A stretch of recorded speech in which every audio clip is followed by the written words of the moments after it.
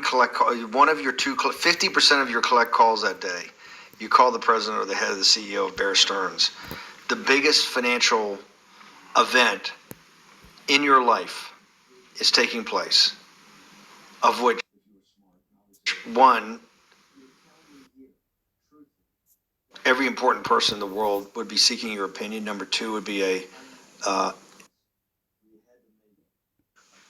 when it goes for. Before we get into the deep stuff, let's give some basics or some things I want to do inquire from the others. Walk me through the Santa Fe Institute. What was it about the time at the math? And this was in the late 90s. So they're not going to hear me on this part, right? We're going to do it both ways? It will not be on the video, but we do have you recorded. Fine. Remember, when you're answering on these questions, I'm not in the shot, and they're never going to hear my voice. So a little bit you got to repeat in your answer, you got to repeat what my question was. Oh, a little bit. Okay. Santa Fe Institute. Why, when you're at the top of your game on Wall Street, do you decide to finance, which was at the time, or endow, or become the donor or sponsor, however you want to say it, for what was considered the most cutting edge group of mathematicians in the world? Action. So Santa Fe Institute in the late 80s, early 90s, I was interested, I was on the board of Rockefeller. So that starts, Rockefeller, it's university formed by John D. Rockefeller to sort of give back to the community. It's east side of Manhattan, except it was old. It was sort of old-fashioned. They were talking about medicine, and medicine by itself was, again, subject to the ideas of science. They were trying to use science to find cures for disease. And I said, no, we need to do something different. We need to start interdisciplinary work. In most... How did a schmuck like you get on the board of Rockefeller? What year was that? I don't remember. Late, I think 89 and 91. So that's one of the most prestigious research places in the world, correct? Yes. Okay, how did a guy like you get on the board of a blue blood, internationally known, hard research, Nobel Prize winners all over the place? How do they pick a guy like you, a trader from, or basically some guy from Bear Stearns? Good question. So I was asked to be on the board of Rockefeller, and I think I was on the board of Rockefeller.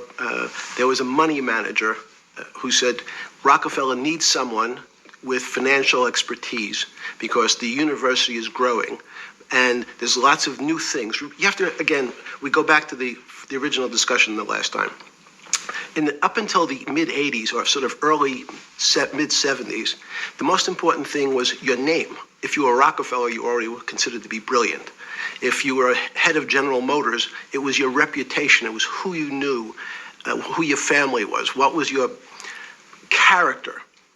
And then in the mid-'70s, basically, if you remember, you probably had a calculator. It was very advanced in those days to have a Texas Instrument calculator, where it could, by putting in the numbers, it would multiply for you to do square roots. And that was the first, and everyone who had a calculator was already advanced on Wall Street. A simple calculator, almost like your accountant.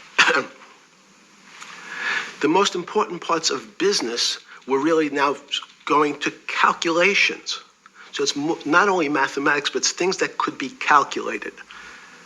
Reputation couldn't be calculated. I could give you, are you a 10 on a reputation scale, an 8? What does it mean to have a measurement of your reputation? We'll get to that later. But places like Rockefeller needed someone to say, look, we're entering a different world where numbers and the numbers of companies, portfolio management was going to be balanced. It was going to be statistical. Jeffrey, could you come on the board? Potentially sit on the finance committee, Nancy Kissinger and a bunch of other people. And David Rockefeller and I got along very well. He was this unbelievable human being. Respectful to everyone. He introduced his driver as his colleague, not his driver. He would never say, this is my driver. He said, it's my colleague. And David started to explain to me world politics. So David would say, Jeffrey, money is going to be sort of the most important things. People don't understand money. You seem to have this knack for money.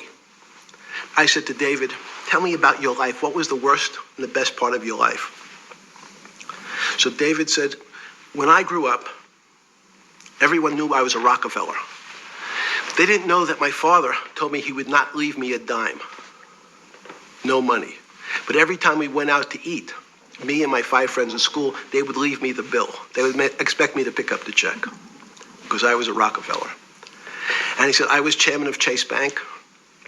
And he said, I remember like it was yesterday, one of the headlines in Time magazine said, David, please fire yourself. So he thought that there was a world that existed that would be a combination of both politics and business and leadership. What do I mean? He formed something called the Trilateral Commission. The Trilateral Commission is some spooky stuff. People said it was something, the Illuminati, there's some mystery about it, people that ran the world. It was politicians, but David said most countries, the politicians get elected for 4 years or 8 years, separate from the royal families in England or in the Middle East. Someone's there for 4 years and then they're not there anymore. The most important people to have stability and consistency would be businessmen. So he formed this Trilateral Commission of businessmen and politicians from 3 major continents. So it was the North Americans, the Europeans, and the Asians. So he said to me, would you like to be on the Trilateral Commission? Now, I was 32 years old. I said, great. And he said, well, you have to fill out this application so they have your bio. And I looked at the list of people, and it was Bill Clinton, former president of the United States, Paul Volcker, every great leader in America, the Asians, the Japanese, and with a very long description of their history. And they asked me to fill in what I would like to have written. And I wrote Jeffrey Epstein, comma, just a good kid, which I thought was funny. Nobody else did. So to answer your question, at that time I recognized around the world that monies and currencies were not really well understood. But again, it was only numbers. So numbers, and I'll get to the fact that it was bad thinking. Numbers are very good.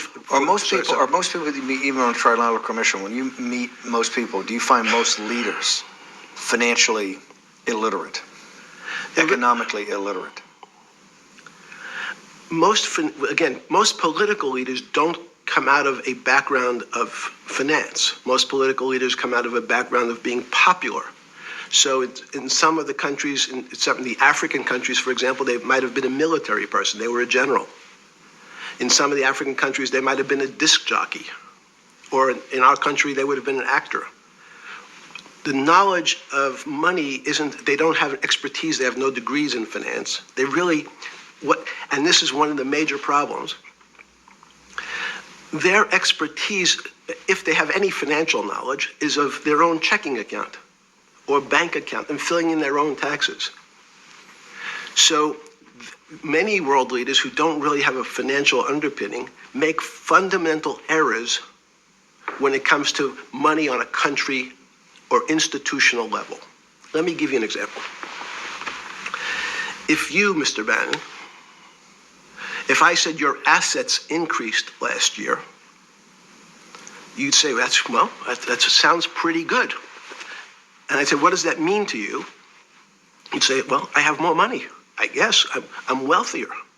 I'd say yes. And if your debt increased, would you feel wealthier or poorer? You'd say, well, I don't want to have increased debt. I don't like the idea of that sound, increased debt. Now, that and world leaders understand when their assets go up, they feel better.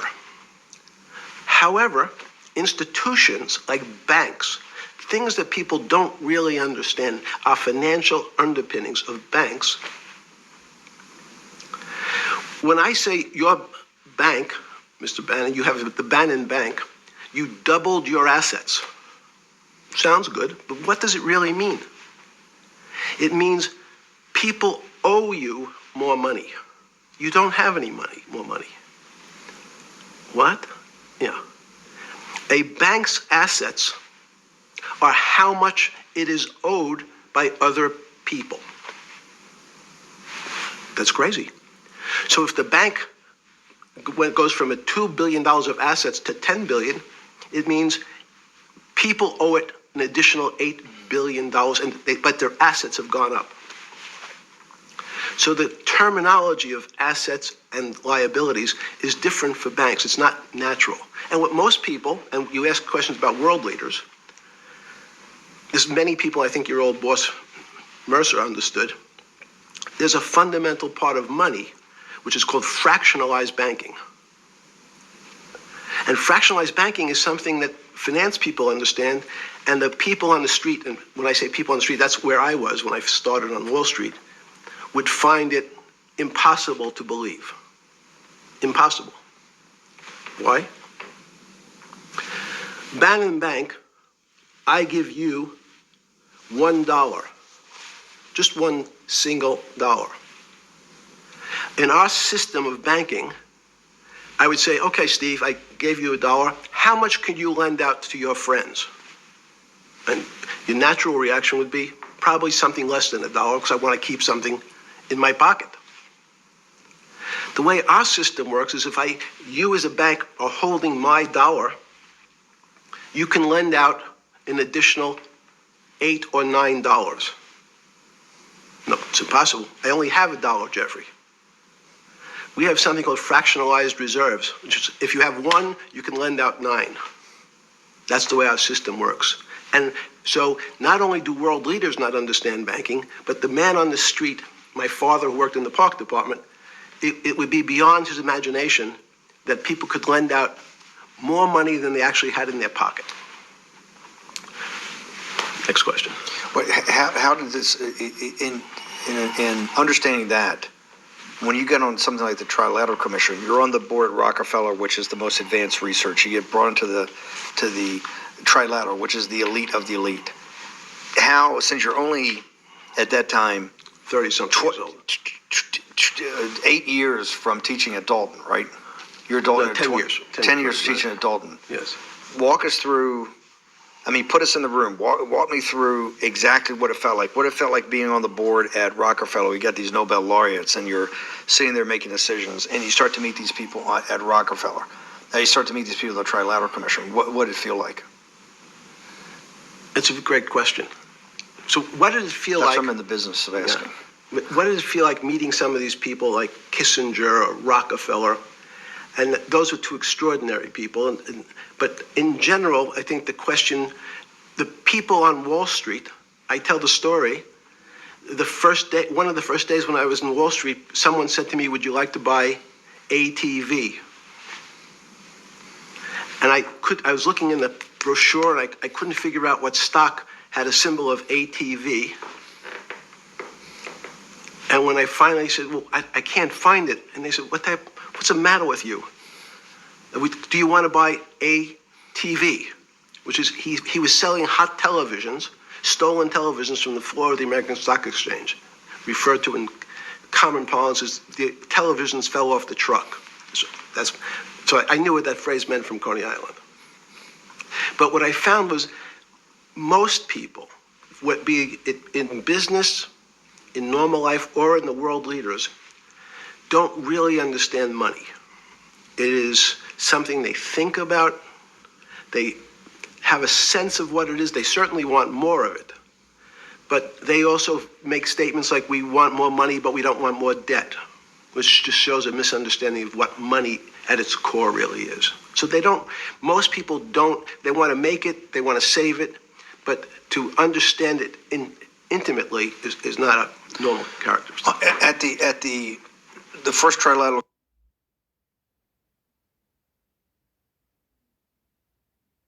or something. Yeah, you're good. Just give me approximate. You joined the Trilateral I Commission. think it might be And we'll be able to show we'll pull down the chart of where your name was, but just give me roughly when it was. I think it could be 90. I don't remember. Okay. Let's say early 90s. Yes. When you got on the Trilateral Commission and had the first, do you remember where the first meeting was? It was in Tokyo. In Tokyo. In what hotel? I would like to say the Hilton, but it's probably not. And it's a 3-day, 4-day? Give me some Three-day event, and it walk me was through the whole thing. speeches. It starts with a dinner. Just walk me through it. It was boring. You couldn't possibly think it was boring. It's bullshit. It was boring. You had to be stars in your eyes. No. Did you fly over privately? Yes, but it wasn't my plane. So it didn't count? No. You fly over. Yes. And it was who were the first, like when you first met those leaders, you had to be wowed. No. You're 10 years out of Coney Island. No, I'm not wowed by people of position. I'm wowed by people of great ideas. And I don't care if it's the bus driver. I don't care if it's the student I had who has teeth coming out. Well, these guys have to have great ideas. They're the leaders of the 3 great continents of the world: North America, Europe, and Japan. No, many of these world leaders become world leaders because they're popular and they were able to get votes, or they were able to convince people to vote for them. I learned later. Many of them were just good at what they did in terms of politics. Remember, world leaders are politicians in general. They're not scientists, they're not intellectuals, they're not great thinkers, they're great politicians. At the first Trilateral Commission meeting that you remember in Tokyo, sometime in the early 90s, do you remember what were the big issues of the day that they were talking about, and what did you think about it? Yeah, in fact, it was funny because they were talking about inflation, and they were worried that what would happen, how do you control inflation? And as a mathematician, I didn't understand the concept. I don't understand the concept today. How's that possible? Well, when you talk about most things to do with money, money is meant to be local. It's US dollars. Then I understand what it means. If inflation, it means my dollar today inflates, and it doesn't buy as much as it did a couple of years ago. The prices go up. It seems that everything is great, but in fact, my dollar is shrinking in value. And you're the financial genius here. I'm just a lowly M&A guy. Sure. If you let me finish the thought. Go ahead. So if you're in America, you can feel inflation. Your salary's gone up, but you can't buy the same car. In fact, it starts to feel weird because the value. That's why I wanted to ask the question. This is my point. Sure. The people who live and breathe this, the central banks, have been haunted by the specter of inflation since the late 70s. Yes. First off, tell our audience, how did that happen? The two great financial events in the 20th century, I'm not going to get to the 21st, were the great inflation in Europe after World War I, the Great Depression, the hyperinflation in Germany that led to the rise of Hitler, and then this inflation in the mid-70s. Before you go to explain inflation, why is the specter of inflation always the central thing in central bankers' minds? Because it goes back to the first concept I said, the weird concept of fractionalized reserves. The system is not well understood. And most systems, in fact, are not well understood. We don't know how our digestive system. Stop. This is impossible. This is impossible. The world banking system, the world currency system, the world monetary system has to be so well understood by the Greenspans of the world and the Bernankes of the world and you, right? The currency traders, the guys making billion-dollar bets every day. The legendary guy on Wall Street in the late 90s, Versallen Brothers. Lou Ranieri? No, the guy that wrote the money. Michael Lewis? Liar's Poker? Yeah, Liar's Poker. Who's that about? That great trader. Lou Ranieri. No, it wasn't Lou, the guy that ran the desk. That eventually ran the hedge fund that went long-term capital. Yes, I don't remember. Who's the guy? I want to say, I don't remember. I'm sorry. Lou Ranieri is big, but those guys have to understand the system perfectly. No, they don't understand the system. They understand the local part of the system. So, for example, why is not only inflation, most bankers are terrified if the public understood that the bank really doesn't have their money at any one time. It's one of the things during the Depression, there were runs on the bank. The reason the banks don't keep much money in the actual bank is they assume that not everyone's going to want their money on the same day. So it's not really the fear of inflation. The fear is a run on the bank. Everybody wants to take out something that doesn't really exist.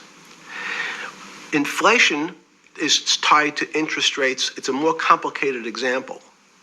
But when your money doesn't buy the same amount of product this year than it did last year, if it buys less and less, like it happened, you used the term hyperinflation. There's certain countries that are not managed well, like in Africa at the current, a $100 billion bill in Zimbabwe is worth 1 American cent. That's the perfect example of hyperinflation. It goes up, it doubles every day. So people are afraid that their value in the system starts to break down. But so if I said to you, does your doctor understand your body system?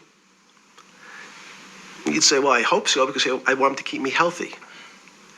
But you could have a kidney infection, you could have a heart attack, you could have a broken knee. There's lots of pieces of this system.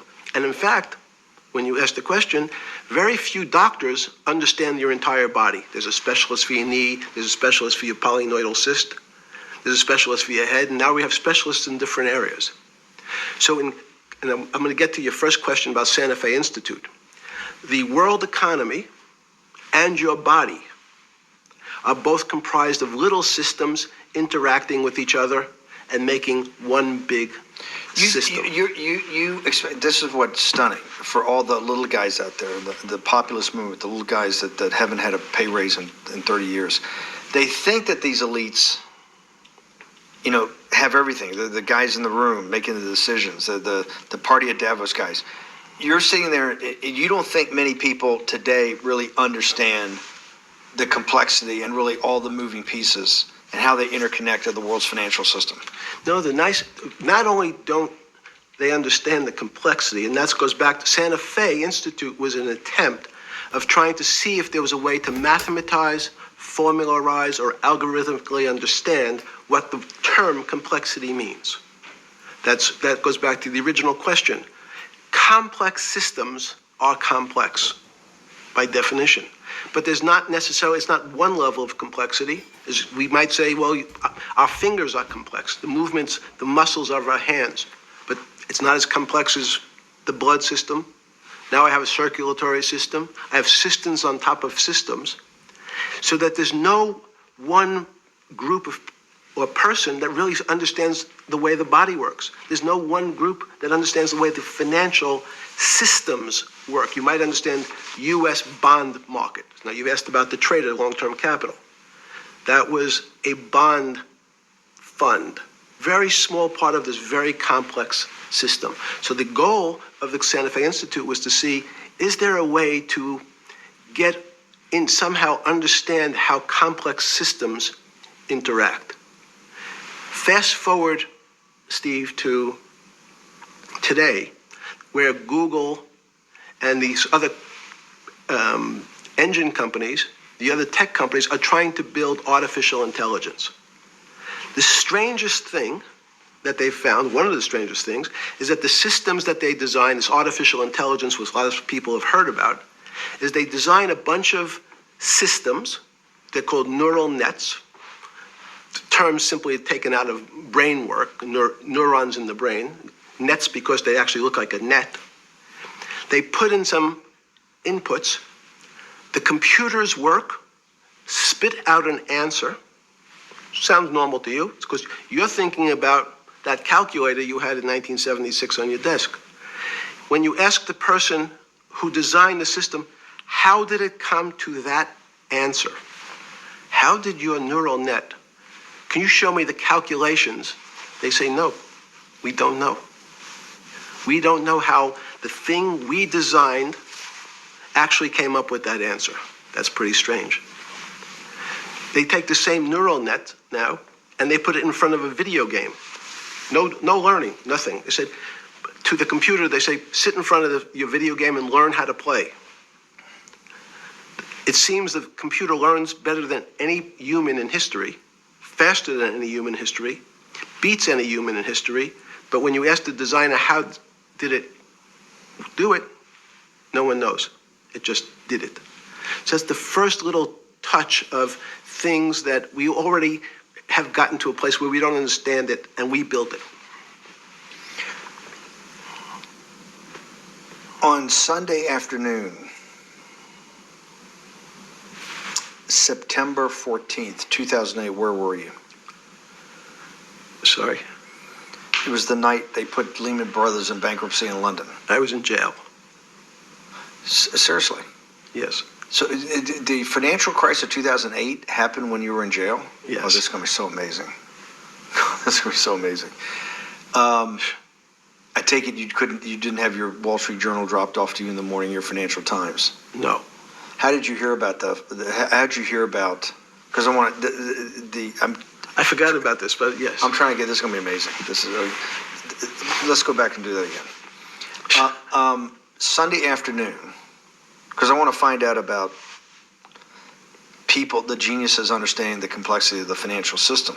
Because I think the best example we have is the financial crisis, the crash of 2008.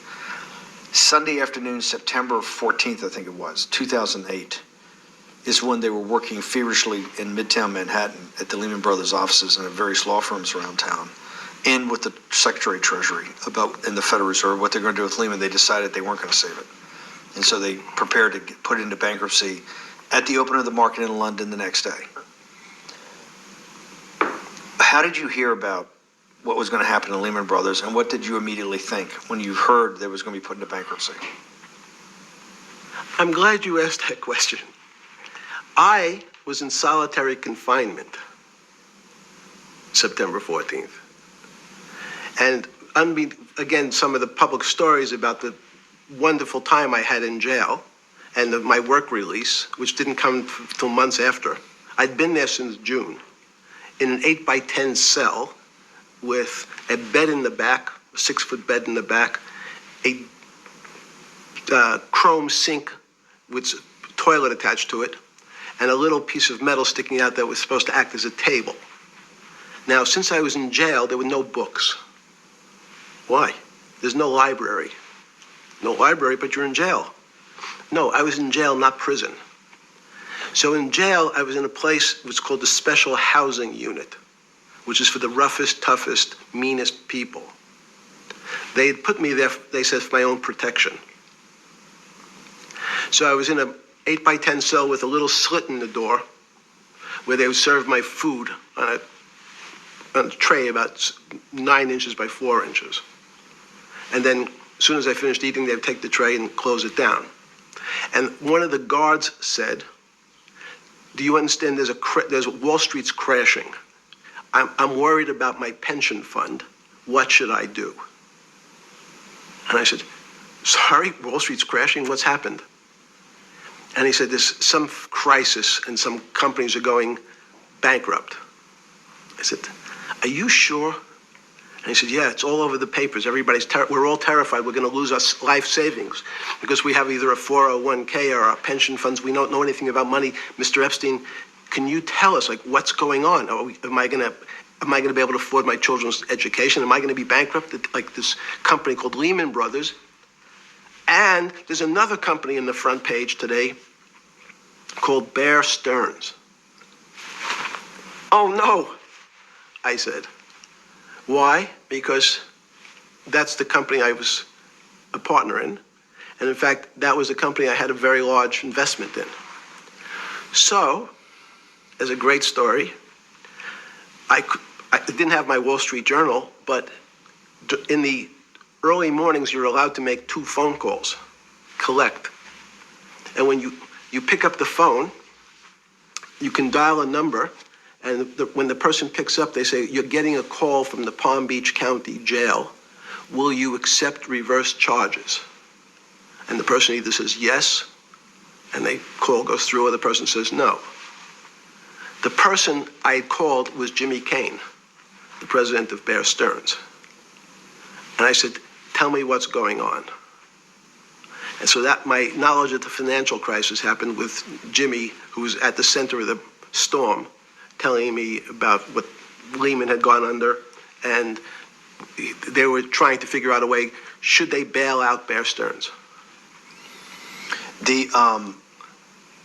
Did it strike you at the time of the mess you had made of your life to be in a situation that you're one of the greatest financial minds in the world, looked at by world leaders and asked your thinking by the most prominent and important people in the world, and here you are in solitary confinement. You got to make a collect call to somebody. Did it strike you at the time how all the threads of your life had come together and put you in a position, or you had put yourself in that position? No. So it never struck you when you had to make one of your 50% of your collect calls that day, you call the president or the head of the CEO of Bear Stearns, the biggest financial event in your life is taking place, of which one, every important person in the world would be seeking your opinion. Number two would be a once in a lifetime opportunity to apply your craft. Number three, it would be a once in a lifetime opportunity to make money if you were smart, and obviously you're smart. You're telling me here, truthfully, that it never hit you at all of how you'd ended up in a place where you had to make a collect phone call from a jail cell that was 6x9 with a steel bed and your food being passed in through a slot. The question you want to ask is, who was the other call to? Okay, who was the other call to? The other call was to my friend at J.P. Morgan, who was then, I didn't know it at the time, trying to buy Bear Stearns. So at one point, I had two phones. It was difficult because they're afraid people are going to hang themselves with the phone cord. So they don't actually come together and they're pretty short. So I was actually going between two phones talking to Bear Stearns and J.P. Morgan at the same time. So I found it amusing. And it never struck you about how to end up in a situation like this? No, that would be probably means I would be too self-aware. You can't possibly expect me to believe this. I know. I don't believe it. You're telling me that during that day, you never had a moment. You sat there and go, what the fuck have I done with my life that I'm in a 6x9 jail cell when I should be on a trading desk, or I should be in my $250 million greatest townhouse in New York City, taking calls from the king of Saudi Arabia, the president of China, the head of Russia, the president of the United States, to save the world's population from a financial debacle. You honestly expect me to believe that never happened? You're suggesting I was sort of somewhat depressed, and how could this happen to me? I'm not saying depressed. I'm saying a moment of awareness of how could I get myself into this situation. No, I would just say how strange that this happens. It's strange. I'm wearing a jumpsuit and flip-flops. What color was the jumpsuit? Brown. Brown jumpsuit. Yes. I notice I don't see you in a lot of brown. No. Brown jumpsuit and flip-flops. Flip-flops, yes. With no access to books, no access to newspapers, no access to anything. You had lived on information. Except my Almond Joy bars. I had extra Almond Joy bars. Did you eat Almond Joy bars and things like that because you're afraid of what the cooks did to your food? Yes. Is that because of that you were in for the crimes that you were in for? No, it was just in fact, I was. Is it because you're wealthy? Yes. How did you know that? Well, people would constantly come if I was passing by, or I'd have to go for my medical. People would either ask to borrow money or make some other types of comments about. In the beginning, what were the comments? At the beginning, what were the comments? It serves you fucking rich guys right that you're here next to me. There was nothing about your crimes. No. So all this rumor you hear all the time about people in prison that commit the type of crimes you commit, you're saying in your personal thing is not true. No. It was all because you were rich. Yes. And it was all because they wanted to borrow money. Or get advice. Yes. Where they get advice to go long. Yes. You're telling me is this time to buy? You're telling me in solitary confinement they're interested in going long? Yeah. They want to know what does that say about human nature? Well, what I think the people find, one of the reasons they wanted to keep me in solitary confinement was they're afraid that everybody would want to know which stocks to buy. But what happened was, after this crisis, now it's on the front page of every newspaper. I don't want to lose this day. Sorry. When you first heard that, was it Bear Stearns had been kicked into bankruptcy, 6 months before? No, this is the same time. This is part of the same deal. I thought, no. Bear Stearns, they saved Bear Stearns and didn't save Lehman Brothers. That's right. 6 months before they had bailed out Bear Stearns. But Bear Stearns was still a zombie. A shell of its former self. A former self. But they had, quote unquote, saved it. Why did they make the decision, in your mind, why did Hank Paulson and Bernanke, what's this concept of moral hazard? Explain to the audience what moral hazard is, and why did they save Bear Stearns 6 months before, and why did the smartest guys in the room decide not to save Lehman Brothers? It's a good question. The real issue is I'd have to go back, when you have these systems, to the way your doctor responds to any type of emergency in your body. If they might decide to save your kidneys and let your gallbladder go, because the gallbladder is less important to your overall system. If at that time, even it's not that long ago, the boogeyman was, when said, well, what really happened? Jeffrey, what really happened? What is this financial crisis? And, some of the progressives and the right wing blame it on the banks. It was the banks' fault. And it's the fault of this very esoteric, unknown concept of derivatives. It was really the derivatives that caused this financial crisis, because the derivatives got somehow out of control, and in the Mickey Mouse. And that was the way you started your road to a billionaire went right through derivatives. Yes. But derivatives were not the cause. Derivatives were not the cause at all. It's like saying your hair was the cause of your heart attack because it was on top of your head. So what was the cause? There isn't, let me say, there's no one specific cause. These are system collapses. So many times when they have to make your death certificate, when you say, well, what did he die from? They'll say heart failure. But if you say, what was the cause of his heart failure? Well, he had low blood pressure, his sugar was high, he was diabetic, he had all these other problems. But they say, no, we need a word on your death certificate. Did he die from brain damage? Did he die from heart failure? That's the financial crisis. Many people said, well, what caused it? They wrote, on its death certificate, derivatives. But derivatives were not a fundamental, derivatives are not a fundamental cause of anything. Was it Sunday or Monday? I take it was Monday morning when you made your two collect calls and you were talking to Bear Stearns on one hand and Morgan Stanley on the other. JP Morgan.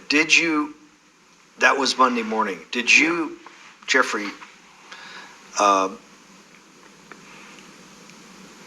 being one of the financial geniuses in the world, did you understand what Lehman Brothers is going into bankruptcy, the domino effect, that by Thursday the financial system would be under such extremis that if it didn't have $1 trillion cash infusion in the United States, it might collapse?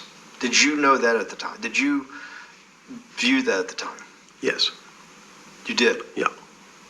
Why?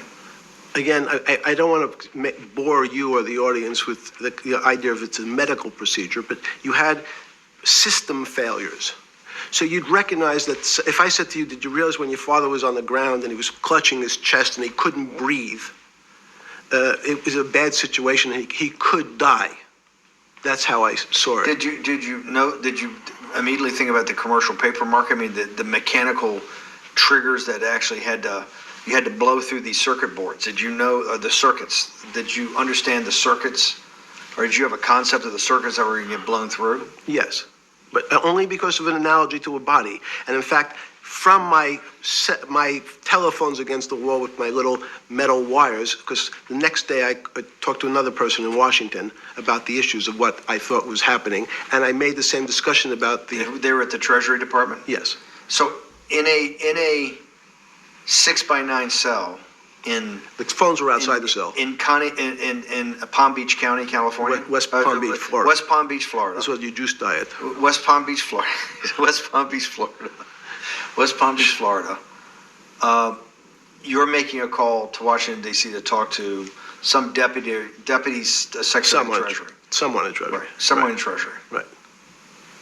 And that does not, the night before you go to bed, it doesn't dawn on you at all. You never have a moment of self-reflection that, how did I end up on this metal cot when I should be at the center of things? No, I had a telephone, so I've said, I can talk to, it makes no difference where I am, in fact. I'm still talking to the same person if I was at my home in Palm Beach.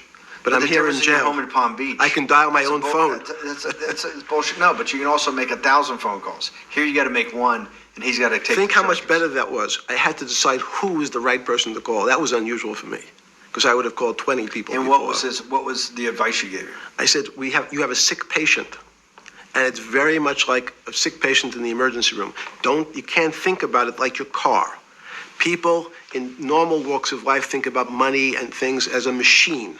And unfortunately, so if your car breaks, cars are always easy to fix. My jets, my cars, if it breaks, I know it can be fixed because it simply follows the same pattern. If this part breaks, you replace the part and the thing works again. People and the financial system are not machines. They can't be fixed the same way. You can't simply take out the bond, put some more juice into the commercial paper market, and that's like replacing the carburetor on the car. It's much more, I have a patient who can't breathe, has a stomach problem, can't see, looks bleeding at the same time. What do I do first? I have to think about it as a system. Where's the most logical place? What's the most dangerous place? If your heart stopped, we have to start your heart again. In the equivalent to the money market, why do I have to start your heart again? I need to get your blood flowing. If your blood stops, you're dead. If liquidity, which is the equivalent of blood in the financial system, dries up. Once liquidity is basically cash, putting cash into the system. Forget system. about what it is. Okay. Liquidity is liquidity. It allows the system, it's the blood of the system. You need to pump blood hard into the body of the economy to keep it flowing. And if you're, especially when you're worried about someone dying, you're not going to be worried about the niceties of, well, you got the shirt dirty and there was some damage. Pump in that blood, keep that heart pumping. When you talked to the person in Treasury on Tuesday, the 16th, did you get a feeling as you were sitting in your 6x9 jail cell in West Palm Beach, Florida, that they were on top of things? No, you can't. It's impossible to be on top of things. There's no such thing. It's, again, the doctor watching the patient die.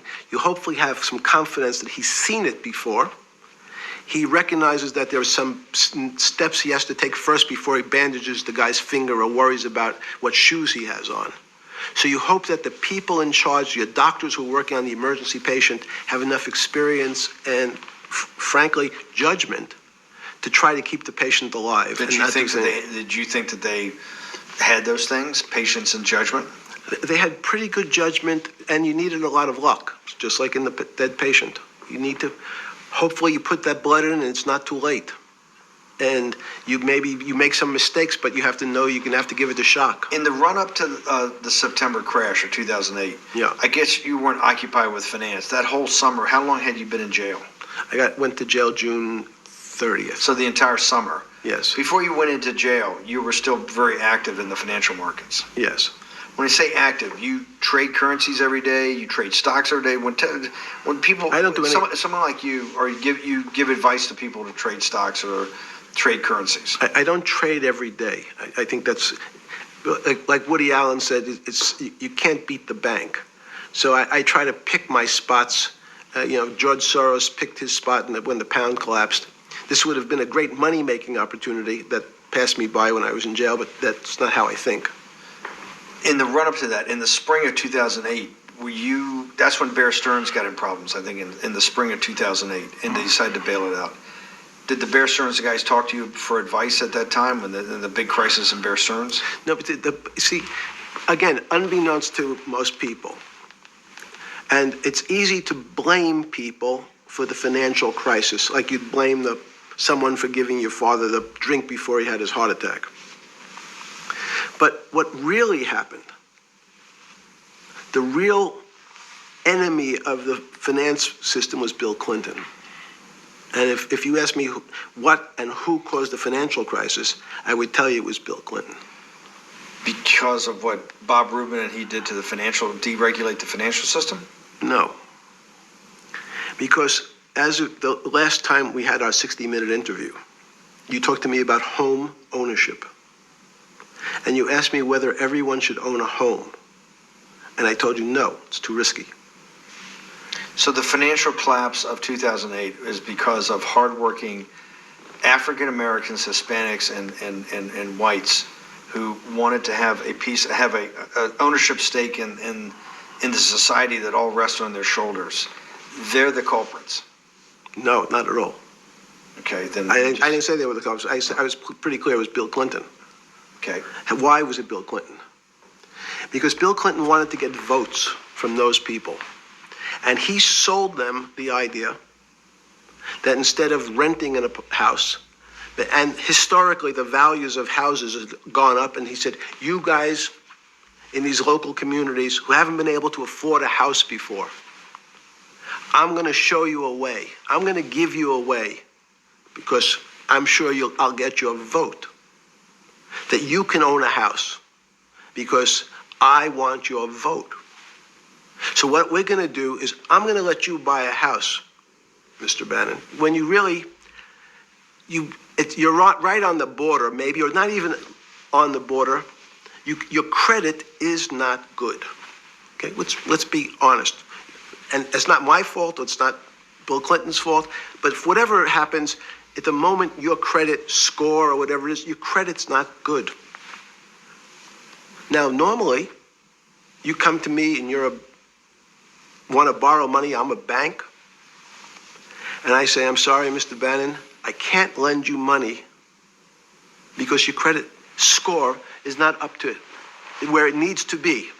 Hopefully, if you work harder and clean up some of your problems, it will be.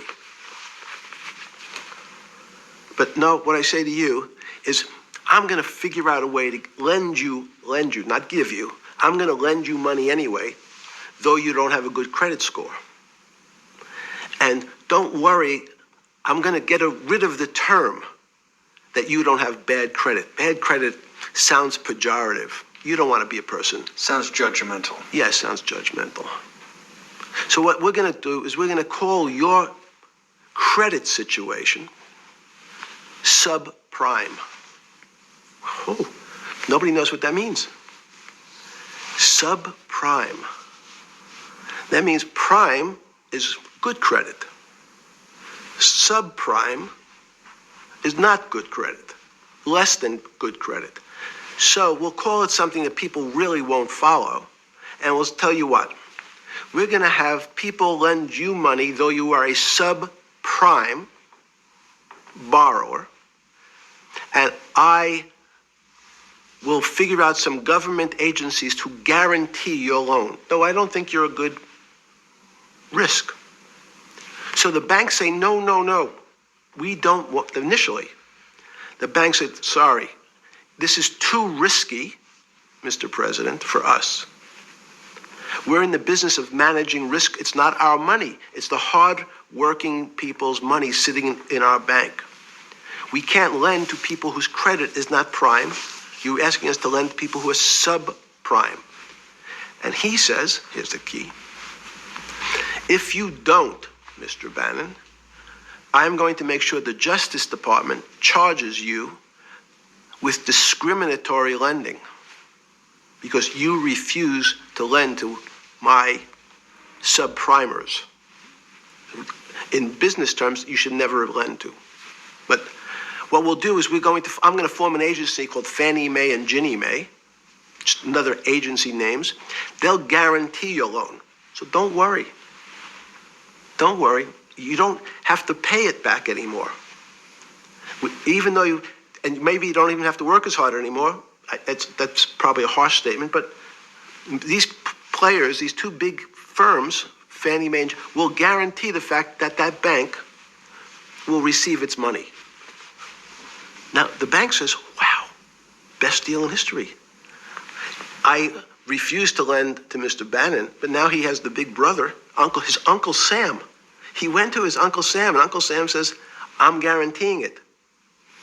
The bank says, I want everybody. Give me as many people as you can give me.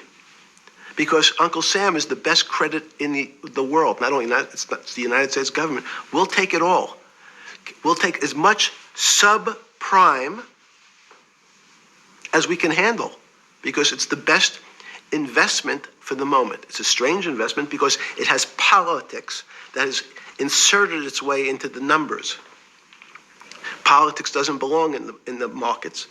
But now we're going to have, I want the votes. We'll make guarantees that you who can't get a house normally will be able to get a house from the bank. The bank says, this is the best deal in history. We will package 100, 300, 1,000 of you subprimers, and we'll sell it off to somebody else. And the whole system becomes mired in subprime mortgages. That's becomes the issue. What do you mean mired? There's just too much supply. It's a supply-demand problem. You get too much supply? No, it's a very good question. What does too much supply mean? Well, then you get to people, go back to your first question to me. Government leaders. Government leaders know if they're good, and they can do mathematics, they can balance their checkbooks. So certain people in Congress said, well, how do you value these subprime mortgages? The banks say we've been valuing them the same way we've always valued them for the past 20 years. The accounting firms, there's something in this country called GAAP accounting, which is a standard type of accounting. And we account for them the same way we've always accounted for them. If we paid $1,000 for your mortgage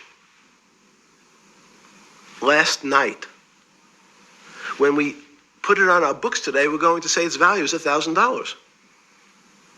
It makes sense. I paid for it. What's its value? It's $1,000. That's what I paid for it last night. No. The Congress people said, that's not really a good answer, you know. That doesn't give us confidence that you know what you're doing. Because what happens if you have to sell it tomorrow morning?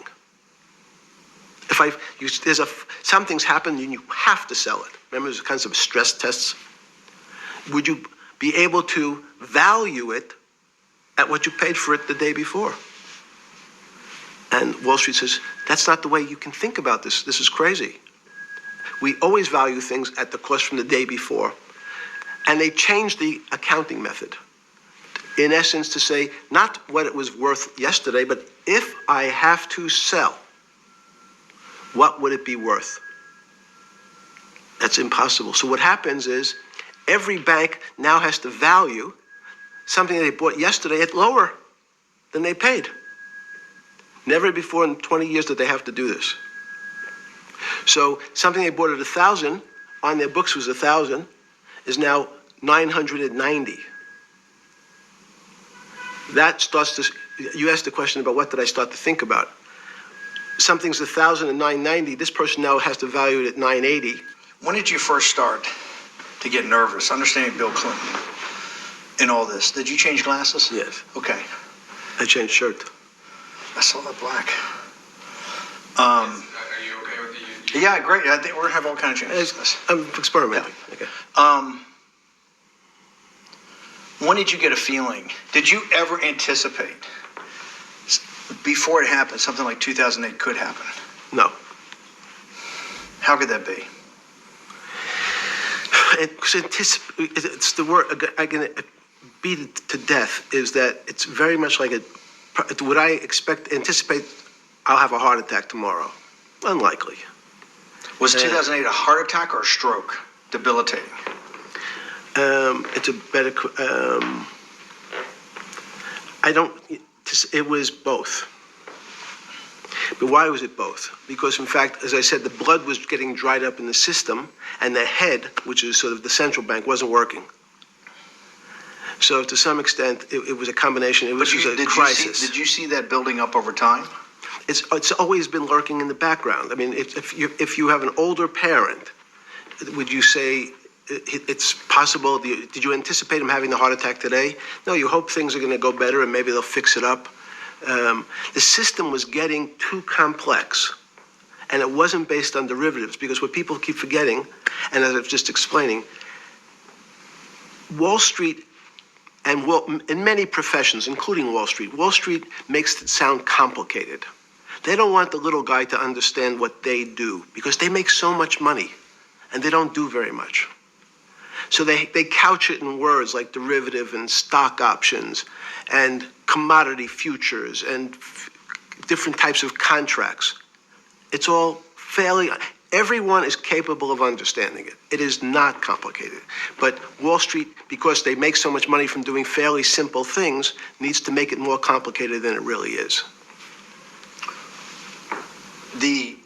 We had a very big recession in the early 90s based upon real estate and Japan basically imploding. Let's again, Okay. you had a recession in the 90s. I don't know what it's based upon. It's always interesting to look back and say, separate from, there's certain triggers, like in the 70s there was What do you think it was based upon, the 90s downturn? It's clearly there was a huge downturn. No, I know there was a downturn. That's what I know for sure. I don't. That's a fact. That's all. Everything else is sort of speculation about why did he have that? I understand that, but Sorry. there's some speculation that has 0% probability of being true, and there's others that have 90%. In the range, when you look at the range of alternatives of what could have caused it in 90, and what I'm trying to do is get you all the way up to 2008. Look, you're the smartest guy in the room, right? You know that. Do you think there's anybody in the world today? Oops, this is going to be a bad question. No, but do you think anybody in the world today, the Alan Greenspans, the Bernankes, is there any central banker you know, any partner of any Wall Street firm, any guy running a trading desk, and I would take it that would be, or anybody at a Larry Fink at BlackRock, Steve Schwartzman at Blackstone, the top 100 financial guys, and let's throw in a couple of Nobel economists, and let's throw in the best professors at Wharton, at Harvard, at Stanford. Do you think that there's anybody that understands money or understands the world's financial system as good as you? There must be. But it doesn't come to the top of the head. No. Okay, fine. Now that I've gotten that, let's go back to 1990. In that arc from the fall of the Berlin Wall to 2008. Good. We started with the implosion in Tokyo of the Japanese economy, Japanese financial markets. We had the huge run-up in internet stocks, right? We had the implosion of that in 2000. The bankruptcy of Drexel Burnham in 90. Mm-hmm. Implosion of Japan, huge run-up in equity markets for the internet, implosion of the internet in 2000, 10 years later roughly. Mm-hmm. And then this run-up through the Iraq War and all that, the run-up to 2008. Every 10 years, it seems like we're in some sort of 10 years before the 1990s was the 70s. You sound like an astrologer. Okay. And not a finance person. You're supposed to be a mathematician. It just seems to be a pattern of every 10 years. That's misleading. That's exactly right. Okay. Because people like to see patterns. People like to see patterns where there are none. So a pattern of a financial crisis every 10 years is just in my mind. Yes. Long-term capital that had to be bailed out back in the late 90s when everybody panicked. And that wasn't that bailout today would look small, and it was a $5 billion or was $30 billion. Businesses fail all the time. But long-term capital, the Federal Reserve stepped in. But I'm saying people go bad. Things go bad all the time. Yes, you're correct. The audience that's watching this, the little guys, they go bankrupt all the time and nobody gives a shit. You know why? They're a little guy. But when long-term capital management goes bankrupt, or Bear Stearns goes bankrupt, or Lehman Brothers goes bankrupt, people care because it's an unfair characterization. Why do you say that? Because again, it's the complexity of the situation. If you think about you have a complex system. You have your body. Now, in fact, the little guy is my finger. This is. And Bear Stearns is your heart. That's correct. The banking system is my heart. The system, I can't risk because remember, it's not so only my. You haven't been able to name. Hang another, on. You haven't. What, hang on. No, hang on. You I was trying to hang. I wanted to see if the hang on No, worked. no, It no. didn't You haven't work. been able. You're not good enough yet. You're like junior wizard trying to do it. You haven't. Yes. I'll say, since we can't name another guy that's as good as you. Now, there may be a couple out there. You're not bragging. You're humble. It had to be sometime. Please tell me there was some time before you went to jail and basically got cut off from daily information in the summer of 2008, that you started to get very nervous that this complex system, that something was deeply wrong. Okay, first, let's go back. When I say no one understands the system better than I do, it doesn't mean I You always understand. sound like a doctor. You're afraid he's going to get sued for giving a thing. Yes, You're not taking on any liability. There's no contingent liability here for your answers. No. But the word understand is the problem. Okay. I don't understand the system. So I don't understand the financial Will you system. please stop? You cannot sit here and Yeah, tell no, me. no. What we just went through, I'll go through again. The hedge fund managers, the money managers, the central bankers, the commercial bankers, the heads of the investment banks, the heads of all the trading desks, the top economists, and I'll throw in the business school lecturers at Stanford. Of all the top 200, 250, you can't name at the top of your head the guys are at least at your level. You have to understand it somewhat. No. Sorry. We all don't understand it. No one understands it. It's a miracle. It's that's part of the problem. It's impossible to understand. That word understand simply means if this happens here, that will happen there. It's predictable. Understanding means it's predictable. It's not predictable. That's the problem. In complex systems, that was the fascination. Is there a way to tease out some level of predictability? So even No, in fact, you would ask the question, it's a great question, which was it a stroke or a heart attack? Now, most people don't know that before they were going to have a stroke, they had a stroke. They just have a stroke. Do they understand why? In hindsight, you go back and you can make lots of explanations. It might sound good. And if you're talking to the working man, you're using language that he'll never understand. It's complex. So he, just like going to his doctor, he says he has a gastrointestinal problem, or he has diverticulitis, as opposed to saying, you had a stomach ache, you ate bad food. People don't like to say it in normal, everyman terms.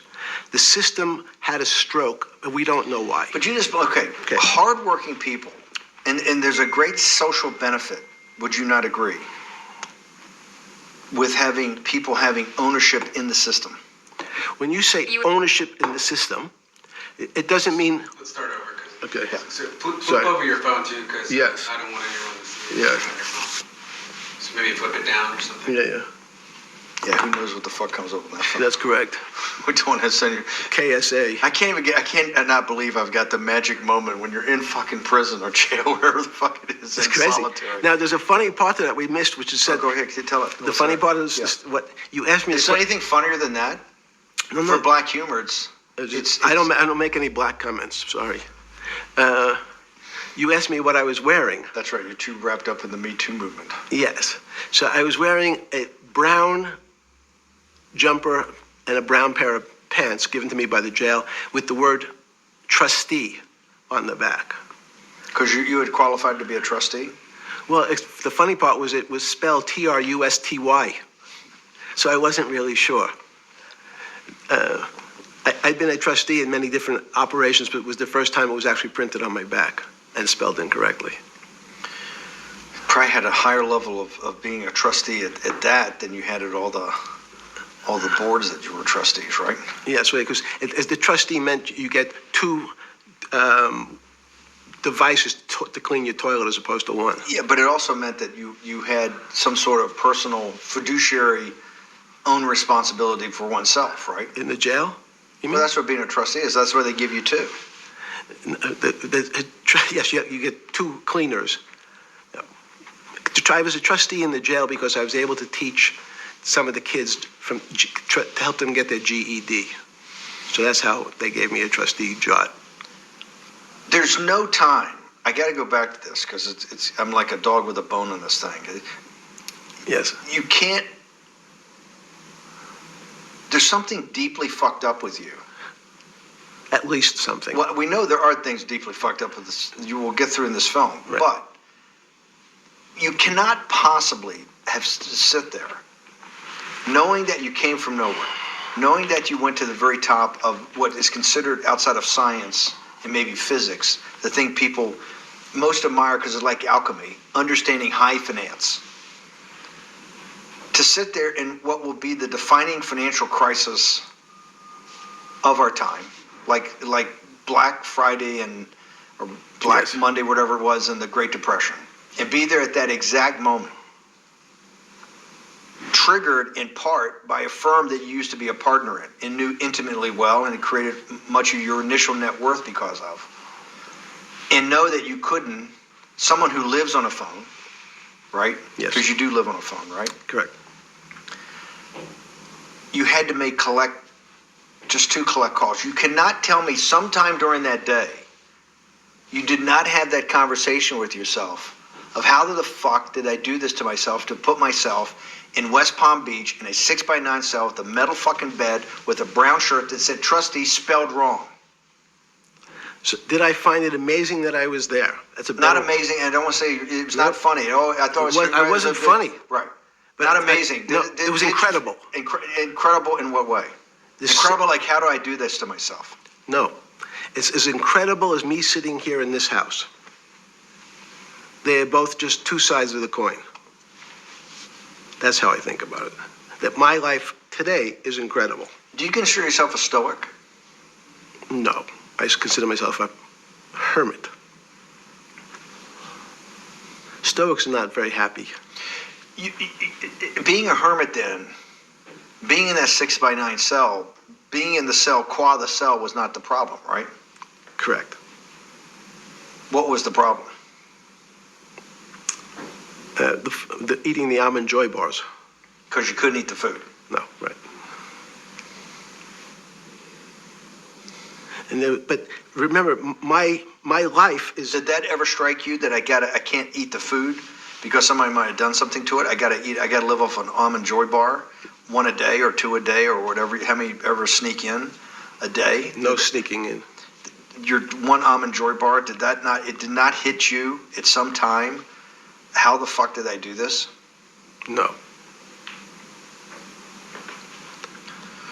Let's go back to the spring of 2008. Were you so wrapped up in your personal issues at the time you were not spending enough time on the financial markets, or were you deeply involved in the financial markets like you normally were? No, I was involved. And so we're saying that the smartest guy in the room didn't see it coming. No, of course The not. bankruptcy of Bear Stearns, you just thought was a Bear Stearns problem. You didn't see it as systemic. I know you keep harping on it, but it's not. Because you're a mathematician and understands systems. I- It seems that anybody that understands that they had a systemic problem, you at least be the first on the early search radar. If you're not going to see it, then I'm really afraid, because that means that I always assume there's at least a set of guys out there that have some sort of sense that something's not right. Imagine the guy who has a stroke or had the heart attack. When you ask him, did you feel funny the day before? He's going to tell you, yeah, I didn't feel right. Something was off. I didn't feel right. I had my stomach was right. I felt a little dizzy. I felt a little weak. But if you asked him that day before, do you think you're going to have a heart attack tomorrow? He'd say, no, I just feel a little weak. I'm a little dizzy. My stomach hurts. So these systems, and that's the issue of complexity. What complexity says is that, in fact, everything seems to go along, and people have seen it. One of the great examples of complex systems is sand dunes. In fact, the sand keeps building up. People have seen some, and all of a sudden, one more sand drop, and all the sand starts running down the hills.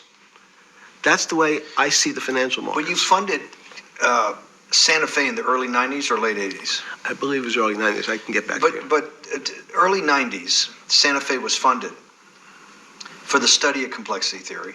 It was math. So let's back up. So why did I buy a ranch in New Mexico in 1993? So that gives you some sense. So I would have funded it in 1990. Los Alamos, which was the high energy lab up in New Mexico, was losing all its scientists. In Los Alamos, it was where Oppenheimer and where a lot of the nuclear weapons program, the bomb. That's where the original bomb. Manhattan Project. Manhattan Project was Yes, sir. as Los Alamos, and you bought your property out in New Mexico to be near that? Yes, because the scientists were going to be, they cut the funding for high energy physics. But the people who worked in Los Alamos would still be in the Santa Fe area. They cut that because this was the Cold War dividend, right? I don't remember exactly why. It was because, again, people thought that physics and high energy physics really wasn't that important. Because that was about nuclear weapons. No, it was because they decided, which may be not right. This was the same time that Murray Gell-Mann came up with the term quark, Q-U-A-R-K. He picked it out of an old poem, the word quark. But it was mysterious. So they were starting to understand in the 90s that our world of the physics world, there was things that were just unexplainable. They called it strange things. You gave it a name. You gave it some characteristics. You called it had charm. It was one of the terms. It had a charm. It had a flavor. It had a color. But no one, Mr. Bannon, understood what it was. Just like the financial system. And you wanted to investigate that? I wanted to see if we could build tools so others smarter than me could help investigate it. And that was the beginning of your concept of the Santa Fe Institute? Yes. And Santa Fe Institute was founded to do study in this type of... Can these areas of strange things be described by some form of mathematics? So that's what I'm trying to get at. The foundational thought, the organizing principle of Santa Fe in the high physics lab at Los Alamos, right, which had been the headquarters of Manhattan and the Trinity Project, right, the bomb. Yes. So you're talking about the elite, the high priest of physics. Of physics. Yes, sir. Which high priest of physics, some subset of that is also mathematics. Yes, they're both similar. Project out. One of the tools you want to do is to make sure that in this complex system, the finance system, I'm doing a lot of this for philanthropy and a lot for the good of mankind, but also to be able to understand this complex system, the most complex outside of maybe our body, of the financial world. Yes.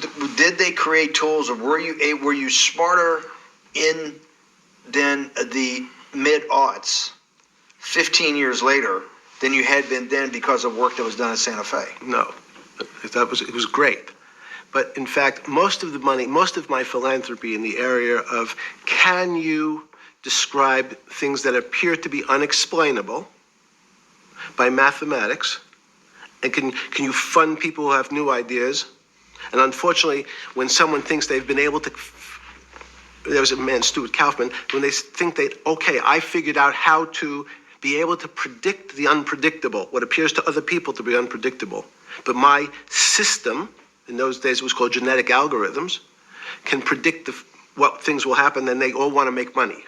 So they use their systems to try to figure out, they know they have figured out the way to make money because they figured out the unexplainable. They try, they go bankrupt, and we start again.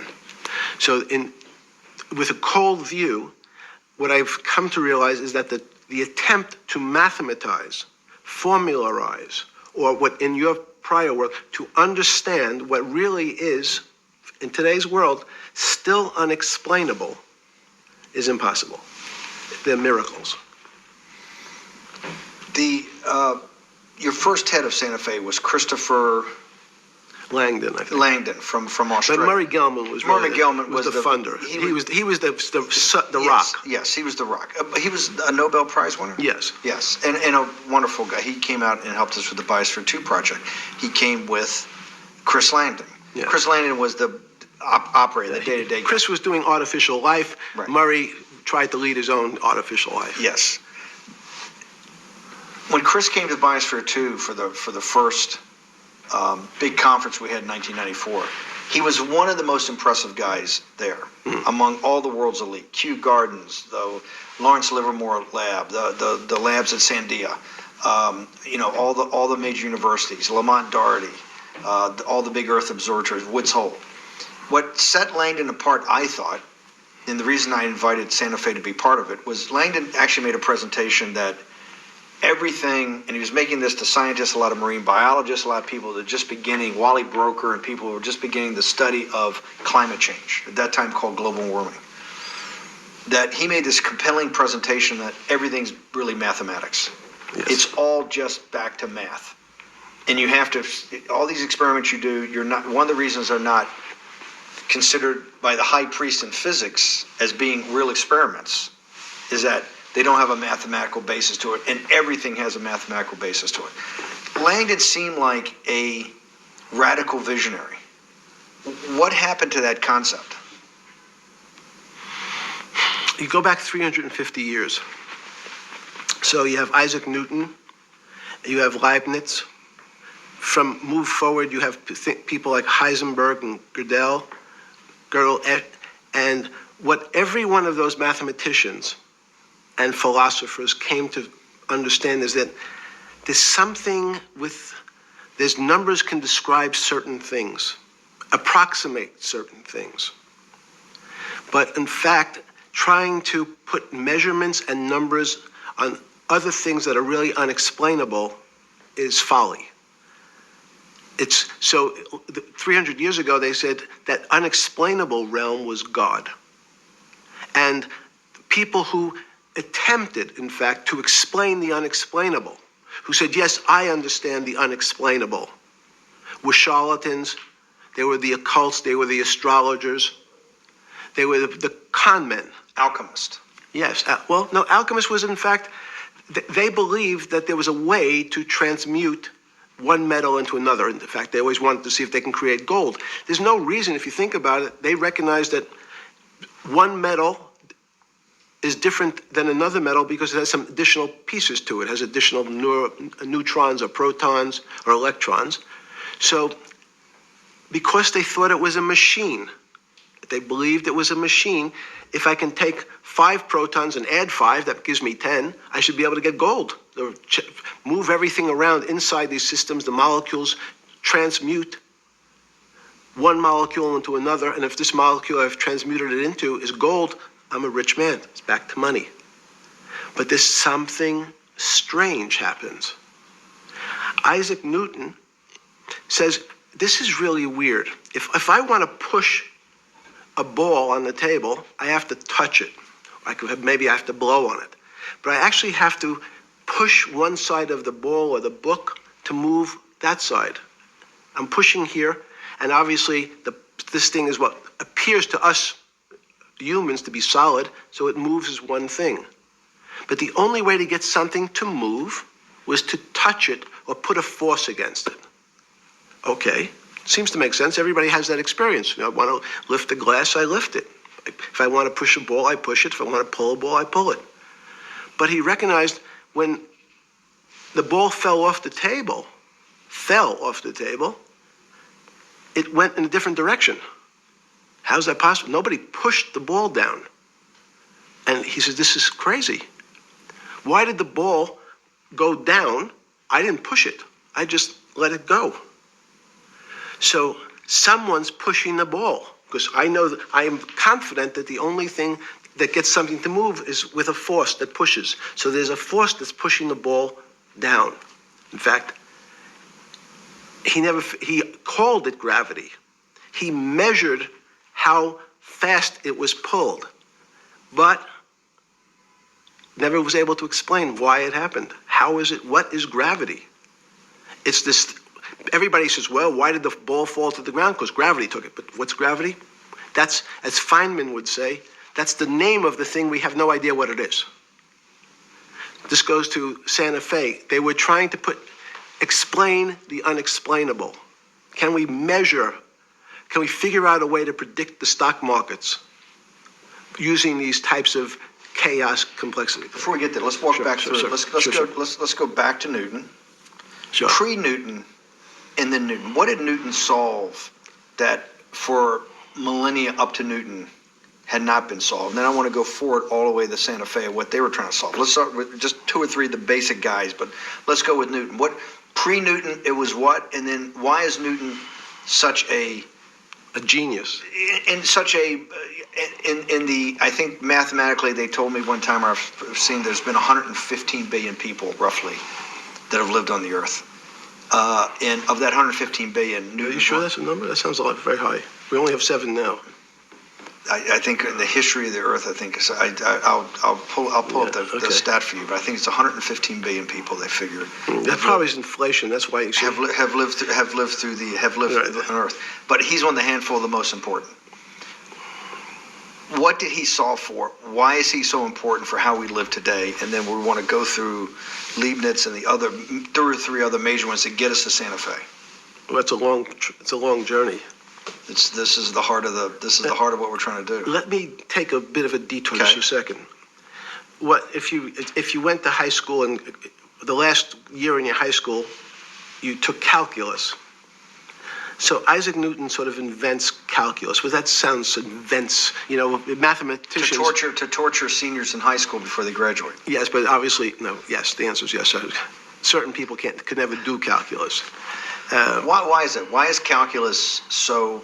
Why is that the dividing line between, to me, people who can handle that and can go on to do certain things, and people just hit the wall, even if they know math? It seems to me that there's that calculus is the thing that changes. It bridges. That's because it's about the theory of change and the theory of how things change. It's a great question. But in fact, what calculus does is it's somewhat philosophical. That's why mathematics is Newton wasn't a mathematician, he was called a geometer. That's what they used to call themselves. They understood geometry and numbers. But there's an old conundrum where it says and during Pythagoras' days, Zeno's paradox it's called, where they said, well, if the wall is 2 feet away from me, and I take 1 step that's halfway to the wall, that'll be 1 foot away. And if I take another step that's half again, that'll be half a foot away, and then 1/4 of a foot. I could walk forever but never touch the wall. Doesn't sound realistic, doesn't make any sense in our real lives of the physical. But what Newton understood is many problems were like that. Many things approached the wall, or in calculus, approached the limit, but never really reached it. So he said, it's okay, you don't have to reach it. We can do lots of the mathematics as if it was so close, it was almost there. And we could do lots of mathematics almost being at the limit. And this is really important, Steve, for today. Because most of the science up until today was things that are starting to approach the limit. You were taught in high school that if you had 1 divided by 0, if you remember your high school algebra, you were told, what's the answer to that? Is there an answer to 1 divided by 0? No, if you were in high school, I'd say, stay away from it. It's the boogeyman. You could write it down as it's undefined. It's not able to be determined. There's a bunch of things. But in fact, 1 divided by 0 is a strange things happen. It's a world of the strange. And what I'll explain to you after is that when you get 1 divided by 0, you get into a world we don't know what happens. The answer is it's not explainable. We can call it things like undetermined. We can have a convention to say it's X, Y, or Z. But in real life, we don't know what happens when you are actually at the limit. So Newton thought the same concept is that the limits were God. You got close to God, but you could never be God. He had this sort of religious interpretation. Okay, I want to go back to Newton. Why is Newton such a big dividing line in mankind's history? What is it about Newton? What is it about what he's trying to solve? What did they not know beforehand? And because we live to a degree in a Newtonian universe, although I realized later subparticle atomic physics, but at least for a while it was Newtonian. So what's the dividing line? Why is he so important? Why is he an inflection point in mankind's movement from the swamp to the stars? It's a great question. Stars were by Kepler. What Newton starts to allow us to do is to make accurate predictions. Remember that we've talked about that with money, about the things in our physical world, how cars, he didn't have cars then, how horse carriages moved, how bowling balls moved, how pool cues and pool, pool table balls. Had people tried to solve that before Newton? Had Many- people many- tried it? Heraclitus or Plotinus, Pythagoras, had these greats that we hear about, had they tried to solve the same problem? Not the same problem. They try to, again, what Pythagoras does, he starts to figure out this relationships in triangles. For example, everyone knows the a squared plus b squared is equal to c squared, that Pythagorean theorem, which is basically says these shapes in a triangle, each side of the triangle has a fixed relationship with the other two sides. That's strange. He knew, again, but it was all numbers. This was a system of things in the physical world, and Pythagoras says we can start putting numbers on things that help you predict how they will behave. You can add two triangles and make a square, some different shapes. They were looking at geometric forms. Newton says, well, I want to know how planets move. I want to know how things around me move. Can we find formulas? Can I find formulas that explain what I see in the physical world, how physical things interact and how they describe one another? Again, the fact that two solid masses, for some very strange, unknown reason, unknown today, attract one another, no matter what they are. People have seen the experiment. You hang something, two little metal balls from a string, they move towards each other. In fact, they move towards each other was very specific. So when you drop the ball to the floor of this room, Newton says, in fact, the room came up a bit to meet the ball. The room moved. It's imperceptible. You can't really perceive that motion, but they attracted each other with certain ratios. So he started to be able to measure things in the physical world. And that was great advances. It also, you wanted to move very quickly. Unfortunately, most people, especially in the 20th century, 19th century, said, well, like Newton, let's measure everything. Let's measure people's behavior. Let's measure their psychology. Let's measure their health. You go to we could have my blood test. Let's measure everything. We measure Wall Street. Their voting habits. Measure. Can we put a number on how much I care for my wife? Could I put a number on how I feel? And we tried, unfortunately, we try to mathematize the finer things in life, and then recognize that there's things that, unfortunately, just fall outside. Schrodinger wrote a very famous book about what is life. He was trying to figure out a way, can he describe the difference formulaically between things that are alive and things that are dead? The answer is no. The things that are alive in my world are miracles, not magic. Magic has a bad connotation, trying to hide things. You don't believe in the spirit or the soul? That's what animates people, is your spirit or your soul. That's No. Have you ever seen someone die? When they die, their spirit leaves. Their soul leaves, no question. So There's no question to you about no that. question. There's no question to you that there is some animating life force within us that leaves when you're dead. Yes, in fact, I refer to the soul. This obviously is certain. The questions in the past, even Because during people would normally think you were soulless. So Thank you. But have you talk about you actually believe in it and have done some thinking about it is pretty shocking in its own right, isn't it?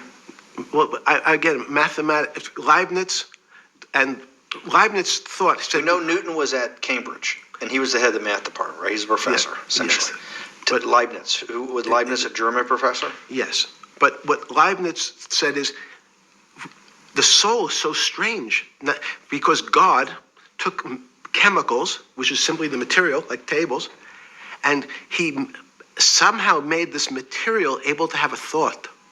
How strange is that? Not only does it have a soul, but some way it was put together that this material substance is able to think.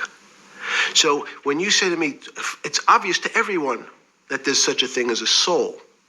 Now, if you're part of the Charlatanville, you'll try to explain it to people. The soul I describe as the dark matter of the brain. Why is it dark matter? Because in high energy physics nowadays, you hear terms of dark matter, dark energy. Again, terminology. It's a complicated term. Why is it dark matter? Because we can't see it. That's all. What do you mean you can't see it? Well, somehow we see something moving towards this area of darkness. Something, I can see this thing. This appears to me to be empty. It's just black. But I see it being drawn this way. So I say, well, I know if this were matter, that would follow that equation. If this was solid, it would explain the way this particle moves. But I can't see anything here. So I'll just call it dark matter. And I'll say, I don't know what it is, but it behaves as if there was something there. The soul is obvious to everyone that there's something different between things that are alive and things that are not alive. But we have no idea what it is. It's currently unexplainable. I believe we need an entirely different system of analysis to try to figure out. But Sorry. No, with Newton, with all his alchemical studies and things he worked on the spiritual side, Leibniz had just talked about the soul, Schroeder talked about what is life. If a modern scientist or someone that you funded at MIT or at Harvard or one of these things talked in those types of terms, they would be considered to be a wingnut today, wouldn't they? They would not be on the path for tenure, right? Unless they were in the philosophy department. This is exactly my point. We're talking about three of the greatest mathematicians in mankind's history that have really changed mankind. Talking like this, what happened? How do we get to a situation where they could not be in the high physics, they could not be in the mathematics department or working in high energy physics? Good, it's an easy answer. Newton was a combination of mathematician or geometer then and philosopher. And as time went on, those disciplines seemed to move apart. We had philosophy. Some of the philosophers can't do math, and some of the mathematicians. And again, mathematicians often break into two categories. People that solve problems. Those are more like geometers in the old days, just problem solvers. And then there's thinkers, theoreticians. They're more like the old movement towards philosophy. But neither one of those two groups have been able to figure out why something is alive as opposed to something that's not alive. No one's been able to describe what the soul is, but we all know it exists. And I think what we need is science is a bad word. I think science only describes the things we already know about the physical world. In fact, there's an argument that the physical world that we see has been created out of our systems of mathematics. Mathematics, everyone knows mathematics describes the physical world much greater than it should, unless my view, the physical world really comes out of conscious beings that have mathematics. So they create it. This table appears to you and I to be solid. To a bat, because we have light that's bouncing off the table into our eyes, it appears solid. If instead of eyes that responded to wavelengths of visual light, our eyes responded to radio waves, the radio frequencies. It's not different. It's the same type of frequency as light, but different speeds. The table's invisible. We know that our phone works in this room. So the waves are coming through the windows. The waves are coming through the walls. So the walls are invisible to that type of radiation, that type of energy. The walls I can see them because my eyes, a physical system determines that the walls are there. You, with Murray Geldman, you founded, or with the original donor, and had the idea of Santa Fe Institute. 10 or 15 years later, that effort to study the complexity of systems mathematically. Yes. Was It's a essentially total failure. A Yes. total failure. Total failure. Why is that? It's the failure of science because, in fact, if to some extent science doesn't describe romance. I don't know why I'm attracted to somebody. I don't know. People are attracted to each other, and everyone has the same feeling. They've seen someone walk in the room, and they say, "Oh, that person gives me a creepy feeling." Science has tried to describe. Science doesn't describe what creepy feelings means. They just know it's a creepy feeling. I think women, as I said the last time, have an intuitive sense. What is intuitive? They have intuition, they have feelings, and they're able to deal in the realm of things that men, especially men like myself, find unexplainable.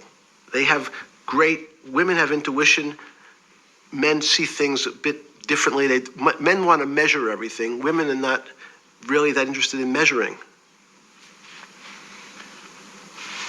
In what you're saying in macro terms, you actually think science, mathematics, maybe ultimately technology is moving to that more intuitive. I think science and math are old-fashioned. And unfortunately, people are still taught that they have to learn algebra in school and certain things in school, as opposed to learning to have an emotional. Is this what Larry Summers was trying to get at? Maybe didn't say it perfectly enough, but what he was trying to get to in that system, the systems we study today, the way mathematics is either taught or understood, that women just haven't gotten up to the highest realms of engineering or physics or mathematics because of that. And you're actually implying that there's a either new branch of science, or we've hit an inflection point like in Newton that's going to go in a Newton took mankind in a different direction because he was able to measure. Then you had subatomic, non-Newtonian physics later. Are you saying that you think there's another developing field that's coming up that may take us, I don't know how many decades to get our hands around, but that's what's evolving out of this? Yes. Yeah. In fact, I think that mathematics, it's not the end of science. Every year someone says it's the end of, we can't discover everything. There's lots to discover with relationship to the physical world, but we know a lot already. In respect to the unexplainable world, we almost know nothing. Women, again, sense it. And instead of Larry Summers, I won't digress too much, but Howard Gardner early on said, there's not one form of intelligence. It's not mathematical intelligence. There's emotional intelligence, this kinesthetic intelligence. There's this argument that I reject that black people are less intelligent than white people. It's not true. We know, for example, that if I was in the forest and I had to run from the lion or figure out a way not to be eaten, and my competition is a local African, I'm the one who's getting eaten because they have the intelligence to deal with their local environment. So it's just different. It's not better, it's not worse, but there's many differences amongst different types of people. And so people have different intelligences, and they excel in some intelligences usually, and less so in others. When did it come to, because the world of high finance is a world of pure reason, or is it a lot of emotion and gut checks and on trading desk and central banks when these decisions get made? Is it that high church, like the high church of science of high energy physics, or is it as much emotion that comes in as much as the mathematics and the reason? It's a great question. I think if you talk to really experienced and successful traders, and you ask them how they know what's going on, they can't give you an answer. They don't know. They feel it. They can feel the way the market's moving. They can feel the way the stock's moving. And that these are not very well-defined terms. It's difficult to put in mathematics terms. How did I feel it? You could look back and make guesses what I was seeing. But great traders feel it and then act on their feelings. That's the difference. Many people feel it but are afraid because they want a mathematical justification before they take that next step. When you first got on the trading desk at Bear Stearns in the late 70s or mid 70s, were you shocked by how little actual understanding of mathematics that the traders comprehended? Yeah, well, again, we had a Texas Instrument calculator. Most stockbrokers, especially before 1975, if they were good stockbrokers, could add. That's about it. They could multiply. If you could multiply, you were already in the top 15% of stockbrokers. Stockbrokers simply meant there's a story. When I went to the first person, I had no money. And I said, how much money do you make a year? And he said, $400,000. I said, impossible. I'm making $10,000. That's probably more than your family had made in its entire existence. Yes. And he makes it in a year. I said, what do you do? And he said, it's too complicated for you to understand. Which is what the main thrust of Wall Street people, they want to tell you it's too complicated. Because if you understood that person was simply, he had a brother-in-law, in fact, in this case, who ran the pension fund at General Motors. His brother-in-law would call him and say, buy 1,000 IBM. He'd hang up the phone, he'd write it out on a ticket and walk it to a window. That was his entire skill set. Hello, write what my brother-in-law says, walk it to a ticket window. Give me an example when you were on the trading desk in the early days of Bear Stearns of a time that you felt either complete uncertainty or you saw total panic, where something was happening that people couldn't foretell and that they were like in an airplane cockpit where it's going wrong. Walk us through that. In 1978, I think it was, across the news wires, there had been a collapse of the currency in Thailand. On the other side of the world, had no relationship to me. I wasn't sure where Thailand was. But the fact that a currency, a country's money, had all of a sudden dropped tremendously in value, affected the rest of the world's markets. And people panicked because they'd never seen that before. A very small part of a very complex system had a shock throughout the whole system. So prices on Park Avenue apartments, the bond markets, the stock markets, every started to gyrate. You know, there's an old mathematics expression that if a butterfly wings in Mexico make the wrong turn, it spins out, and eventually, by the time it gets to Canada, it turns into a tornado. So these are part of complex systems. So yeah, Wall Street in certain parts. Santa Fe Institute was supposed to actually come up with a formula for that, for the butterfly wings. Why in 15 years did you reach the end of at least that experiment? Every attempt to, that's why it's so exciting now. Because I think certain people are starting to realize that there's so many things that are unexplainable that we have to think about them differently. Music is a great example. It's a common man's example. You know, when you hear a certain song, it makes you feel a certain way. How does it do that? We don't know. We can't mathematize it. And even that music, Steve, nowadays we compress music. When you have a violin, it's compressed onto your iPhone. So what does compression mean? I'm taking lots of information and I'm cutting it into lots of pieces and squishing it together. And when I squish it or compress it, I have to take out lots of pieces, but I say that they're not very important pieces. It's those pieces that we take out when we compress data, to me, are the most interesting parts of life. You just said a while ago, so part of this new search for science may go back to when people were actually talking about a soul, and you said there's no doubt in your mind that there is a soul. Describe for me what you mean by that. What do you mean by soul? What do you mean soul different than the physical analog body that we're seeing on film right now? It's difficult to describe in words. I mean, I'm not a poet. Poems get a little closer to what that really means. But even the concept of what is life becomes complicated when you deal with plants and seeds. Is a seed alive? I don't know. Certain people would say, no, it's dead. When your banana, one of my favorite examples is the banana that's sitting on the countertop in your kitchen today. Is it alive or dead? What do you think about human life? What is human? Tell me about human life. But your banana is alive. That banana is breathing.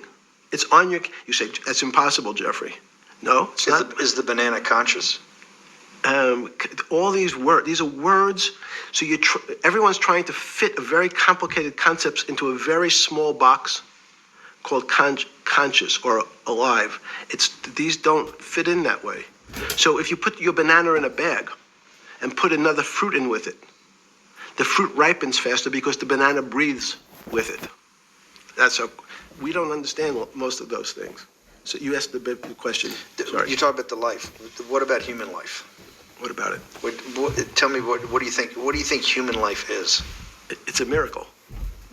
It's a miracle. And when I say miracle, I can't explain it, and I make no attempt to explain it at the moment. We don't know how to think about it. And anyone, and again, another one of the Feynman quotes when he was talking about quantum physics. He said, anyone, Jeffrey, who says they understand quantum physics and quantum mechanics and quantum behavior, you know they're lying. Let's talk about it. That's post-Newtonian. Talk about what's the difference. Who founded quantum mechanics? Why is quantum mechanics taking Newtonian physics and taking it to the next level? It forms a much broader category. Let's go back to this desk. You use the thing of Newton using this desk. Why can't Newton's theory explain everything? Why did subatomic quantum mechanics or quantum physics have to come in to explain this? Well, so let's go right back to square one. Why is it called quantum physics? So quanta is a word that simply means packet, small amount. So it's quantized.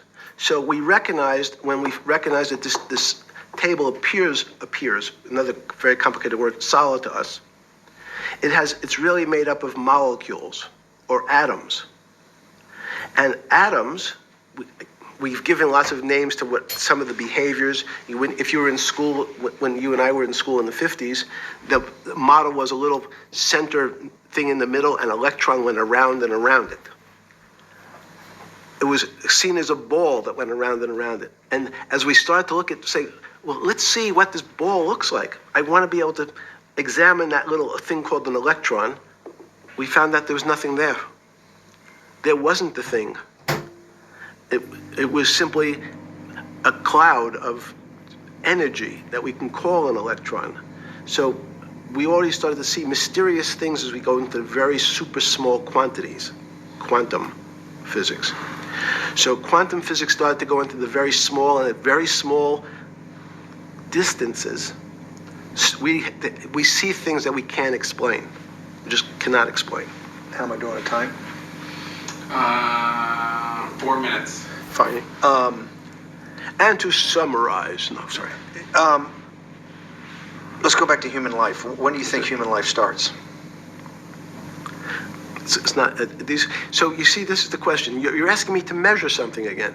It's the It can't be measured. You just hate making commitments. That's why I'm not married. I'm peeling this onion back a layer at a time.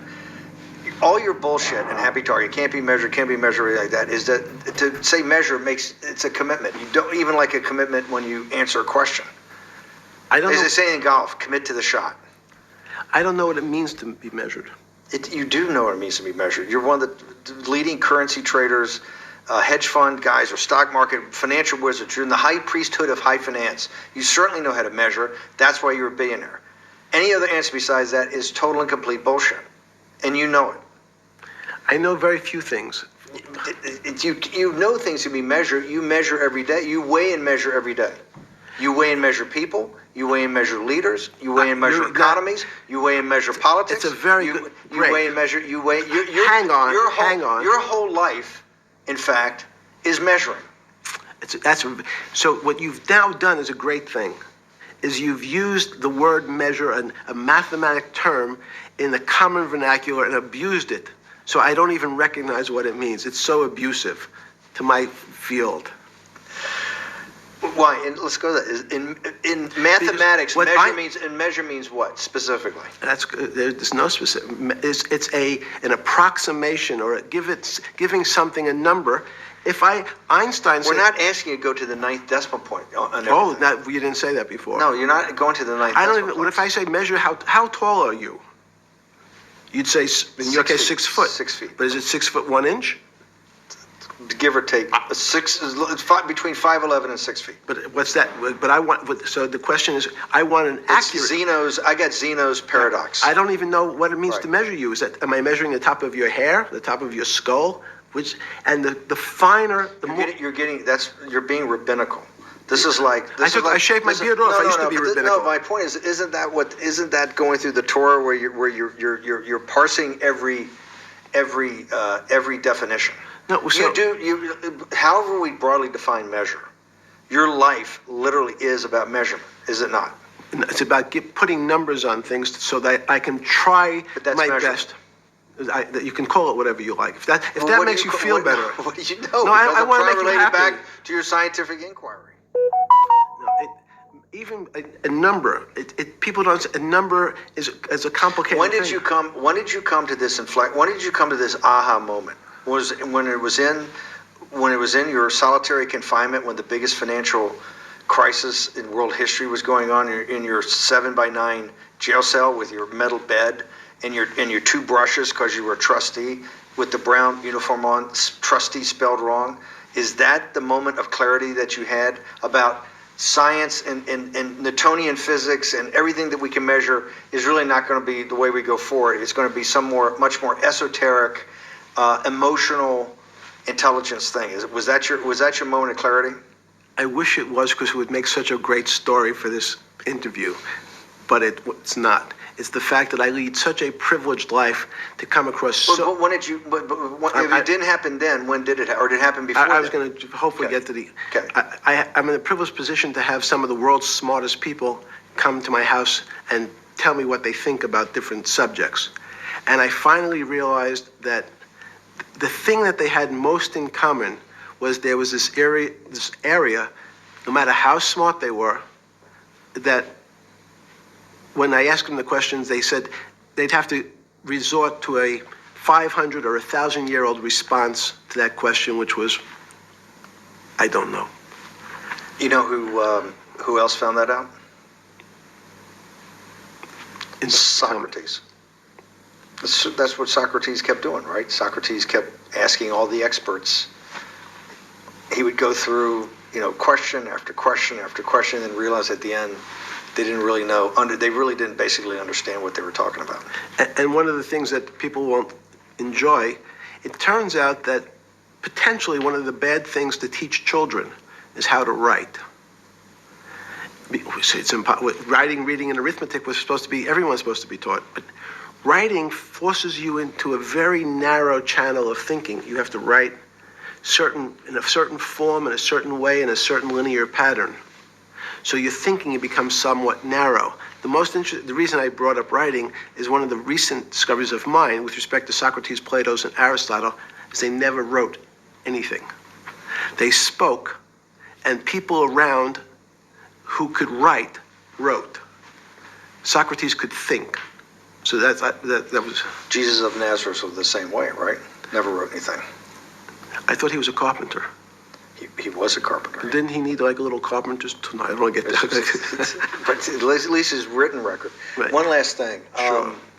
Thank you for having me to your house.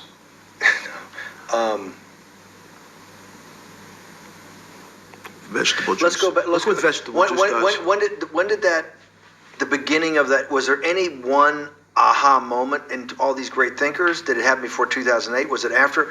That came up over, I know, many years. But when did you actually realize, hey, something new's got to be developed? Yeah, that's great. Is that because again, I'm privileged enough to have people around me who've given lots of philanthropic gifts to institutions of higher learning, and when I said the impact, how do you judge the impact of your giving? And we sat down and said, no really new ideas have come out.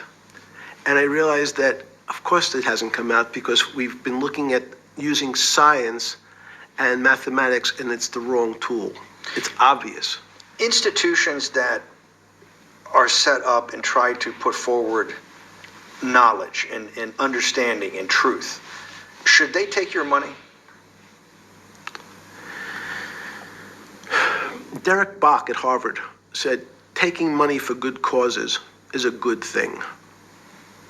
So if Hitler took all the gold out of the teeth of the Jews and said, I want to give this to Heidelberg University to fund the Leibniz chairs so that I can study high energy physics, Derek Bach would say that was fine? Again, it's these questions are questions where good people on both sides, like your Charlottesville, could differ. I don't know the answer to these questions. So tell us the two. Give us the two answers. What the one answer why it shouldn't be, and then the one answer. Derek Bach says, "I'll essentially take cash from anybody because I got so many projects, so many good guys, and this is the way I'll do it. So I'm indifferent to where the cash comes from. Money's money, and if I got good guys, I'm the fiduciary. Says these are good people and this is good research. Okay, I'll take the cash from any source, including you." What's the other argument? Let me give you that I know in my case, Is your money dirty money? if you live, I just asked a question. Is your money dirty money? no, it's not. So in fact, Why is it not dirty money? because I earned it, a heart. But you earned it. I earned it legally. We went back to this before. You earned Yes. it. You earned it advising the worst people in the world, right? That do enormous bad things, and just to make more money. So instead of asking me the question, should you take the money? Because I think it's a legitimate question. You think it's a legitimate question? Yes, no Why? question. Because I think about it, I think ethics is always a complicated subject, but I can tell you that with the money I gave to help try to eradicate polio in Pakistan and India, instead of asking me whether that money should be given to these children for vaccines, I think you might want to ask their mothers who received the vaccine, who know their child now won't get polio, and ask them if Epstein should have helped these people. If we with walked their in, money. if we walked in, you're a mathematician. You're a mathematician. If we walked into that clinic where they're giving that money out to these people that are in the most dire straits of poverty and sickness, and told them that the money was coming from class 3 sexual predator? Tier 1. Tier 1's the highest and worst? No, I'm The lowest? I'm the lowest. You're the lowest. Okay, tier 1, you're the lowest. But a criminal. Yes. That the money came from them. What percentage of people do you estimate? I understand you don't like probabilities. Do you estimate would say, I don't care, I want the money for my children? I would say everyone said, I want the money for my children. Did they know where the money came from? I think if you told them, if I told them the devil, 100%. the devil himself said, I'm going to exchange some dollars for your child's life. Do you think you're the devil himself? No, but I do have a good mirror. It's a serious question. Sorry. Do you think you're the devil himself? I don't know. Why would you say that? Because you have all the attributes. You're incredibly smart. You remember the devil is somebody the devil knows smart? The devil's brilliant. You read Milton's Paradise Lost. No, the devil scares me. Satan is at the number 1 or 2 archangel, and the reason he goes to hell and leads the rebellion is because he can't be the top guy. And his thing is, I'd rather reign in hell than serve in heaven. I saw that in a movie once called American Dharma. I don't remember who said it. Okay, we have to go. Okay, good. Okay, that was good.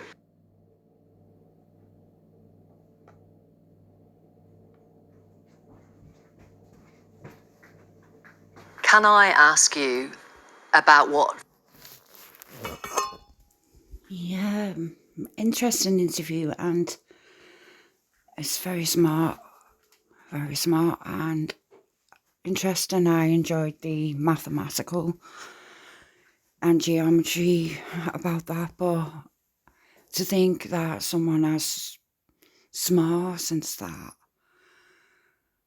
and lucid as that can get mixed up in a world that can get really unmeasurable, and hope to get more. Thank you for the channel again for giving me this.